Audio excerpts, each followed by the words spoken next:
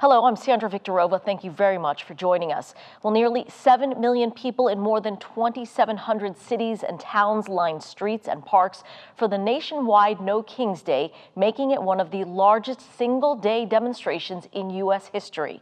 Organizers praised the turnout, which they say was, quote, a nonviolent defiance of authoritarianism. In Southwest Florida, more than 2,000 people pre-registered to voice their frustrations with the Trump administration, that according to Indivisible and NoKings.org organizers. The protesters expressed anger over a variety of White House actions, from the use of the National Guard to patrol American cities, to immigration enforcement raids, to cuts on federal spending. Others say they turned out to defend the First Amendment. During a press conference aboard Air Force One, President Trump dismissed the rallies and defended his actions as commander-in-chief. Demonstrations were very small, very ineffective, and the people who whacked out, when you look at those people, those are not representative of the people of our country. Mr. President, besides San Francisco... And by the way, I'm not a king. I'm not a king. I work myself to make our country great. That's all it is. I'm not a king at all. Southwest Floridians at local rallies from Sebring to Naples vocalized their uneasiness with today's political climate. I'm out here because I do not want a king in our White House.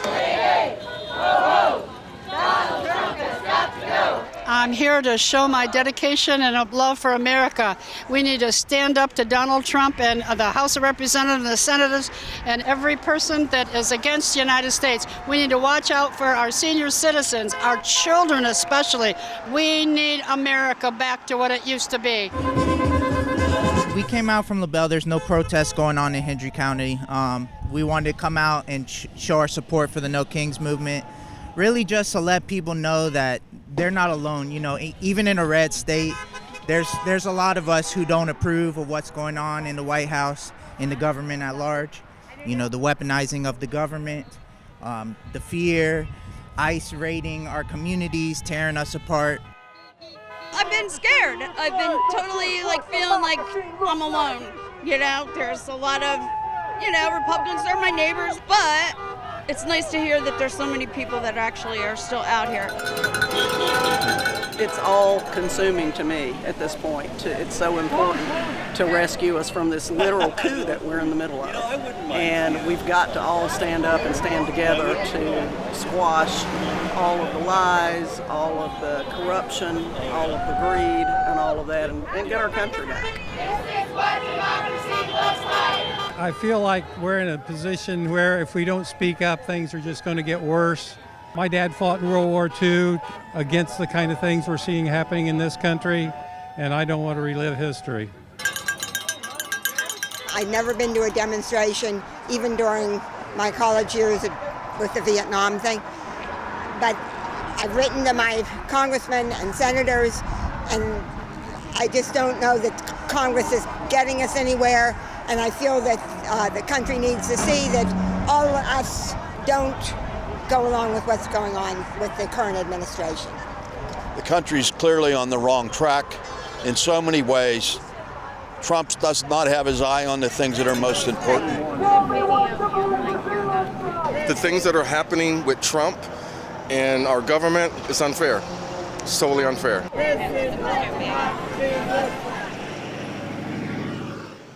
One question stemming from the No Kings Day protests is whether or not the core ideals of America, liberty, freedom, and justice for all, can survive today's political divisiveness. WGCU's Michael Walcher explored that question. We started by talking with an expert on American politics, and then we turned to some of you, the people. And we spoke with folks who've been in public life here for a long time. I see hope in a future for us, especially with the younger generation learning and going forward. That's Tara Jenner, the Republican State Committee woman from Lee County.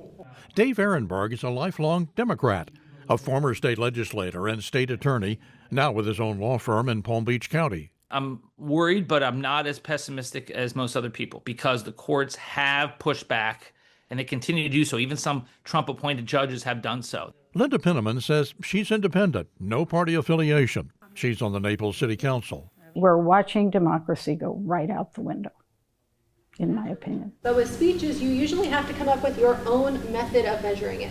Bethany Bora is an assistant professor in political science at WGCU. Her specialty is American politics. I feel like we're in not a great spot, but a good spot. I think that there's a lot that worries me about the system, and a lot of that comes from our faith in the system, because it saddens me to see my students kind of lacking that trust in these institutions. It's terminated. Tell them it's terminated. We start with Donald Trump trying to expand presidential power like never before. Our experts point out the era of the strong president, I tell you the blunt fact, started 90 years ago under liberal Democrat Franklin Roosevelt. Most presidents of both parties have pushed the boundaries ever since. Congress, the legislative branch in our system of checks and balances, gets the blame, even from a Republican. I think sometimes Congress needs to put their big boy pants on and do their job, because if they don't, if there's a vacuum, it's going to be filled by a strong personality. Lately, the president has sent the National Guard and the military into big cities to fight crime. Dave Ehrenberg says this is a perfect time for Democrats to flip the script on the president. We are going to resolve this problem by funding the police, not by bringing in the military in our streets, not by federalizing the National Guard, but funding the police. this is what democracy looks like. What about claims of loss of freedom of expression? As we've seen, people can protest nationwide. Others counter-protest. So, are you feeling free? The last 5 years have been a pretty rough ride, and I think we're clawing our way back to our liberties. It's upsetting some people, but I think it's because the restoration of law and order is contrary to their designs for globalism,